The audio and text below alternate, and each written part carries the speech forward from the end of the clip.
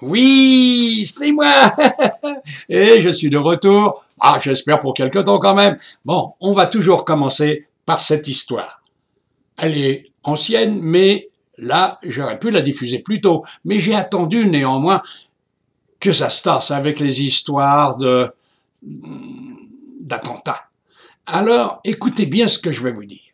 Une nuit, j'ai été réveillé par un esprit comme d'habitude, et celui-ci m'a dit, voilà, la nuit ici, je suis Dieu parmi les dieux.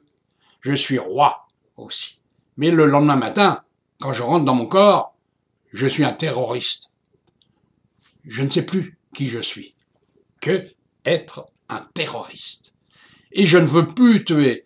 Je ne veux plus tuer. Alors je te demande, toi qui es là, toi qui vas diffuser ce message, aide-moi à me faire prendre. Et je vais t'expliquer beaucoup de choses. Écoute et écris. Alors j'avais écrit que en fait cet homme, cet esprit pour l'instant, disait ceci. Nous étions 5. 3 Français d'origine algérienne. 2 Françaises. 2 jolies femmes. On est rentré dans le métro RER en gesticulant, riant, éclatant de rire et tout et tout. Ouais, comme des petits fous.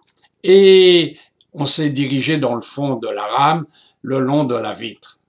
Et sensiblement, toujours en chahutant, une des femmes a laissé glisser au sol son sac à dos. Dedans, il y avait une bombe. Et là, eh bien, gentiment, tout en riant, on l'a poussé avec les pieds sous la banquette. Et à la rame suivante, on est descendu.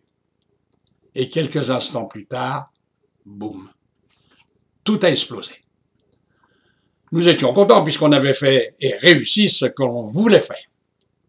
Mais je ne peux plus supporter ça. Je ne veux plus tuer. Alors tu vas m'aider. Au pied de la tour Eiffel, là, en ce moment, il y a une bombe. Côté où il y a le kiosque de vente de billets. Vous pouvez la faire prendre. Une péniche au pont de l'Alma est amarrée. Tous les soirs vers 10h30, 11h, 10 hommes viennent pour préparer des bombes. Il y a aussi à la tour Montparnasse, au 10e étage, dans le faux plafond, de la dynamite. Il faut que tu me fasses prendre. J'habite à tel endroit. Et il m'a décrit tout son appartement et tout, façon de le prendre et tout. Bon. Et il dit, il y a aussi une chose. Vous cherchez une Volkswagen. Non, c'est une R5. Elle est beige et immatriculée en Belgique. Dans le coffre, il y a plein d'armes. Alors, maintenant, tu as tous les éléments. Essaye de me faire prendre, essaye de faire prendre tous ces gars-là. Eh bien, c'est vrai. Moi, j'ai réussi, par l'intermédiaire d'amis, à contacter le ministre de la Police à l'époque, Pasqua. Il m'a dit, je ne peux pas. Je suis pris par, justement, un rendez-vous entre ministres, et je vais te faire escorter jusqu'à Bobigny, où le préfet t'attendra. Bon, j'ai pas voulu de l'escorte de motard pour alerter le pays, mais j'ai été quand même, par mes propres moyens, à Bobigny, à la préfecture. Là, le monsieur avec ses chaînes, il m'attendait. Il m'a dit, c'est vous, monsieur Drage, venez, suivez-moi. Et à ce moment-là, je me suis introduit dans un cabinet et quelques instants plus tard, le préfet est venu. J'ai dit, monsieur le préfet, voici, j'ai donné la cassette. Je dis, mais écoutez, ce que j'ai enregistré. J'ai tout enregistré. Tout ce que le type m'avait écrit, je l'ai mis sur... J'ai dit, vous pouvez garder la cassette. Eh bien, ça a marché. Les 10 personnes ont été prises à 11h du soir dans la péniche. Ils ont trouvé 10 kilos de TNT dans le faux plafond et retiré la bombe au pied de la tour Eiffel. Voilà. La nuit, on est tous des dieux. Et le jour, on est des humains. Et c'est ça le problème.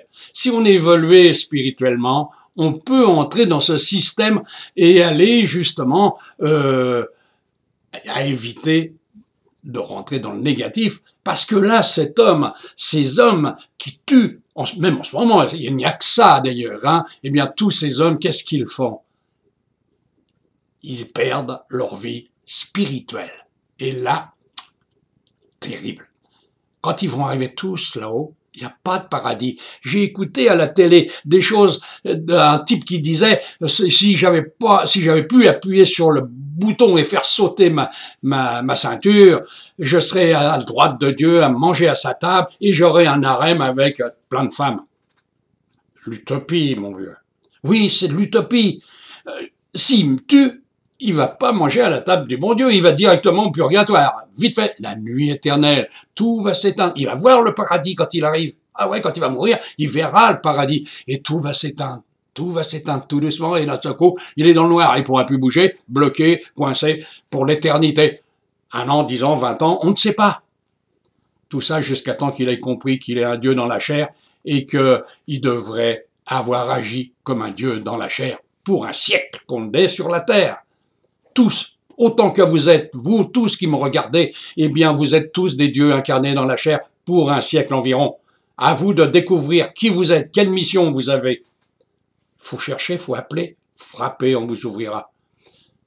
Voilà, ça, cette histoire-là, eh bien, il y en a à raconter plein parce qu'on les voit tous ces gens, même les prêtres, la nuit, ils viennent pleurer au purgatoire. C'est là qu'il dit, on pleure parce que on dit des vérités qui ne sont pas des vérités.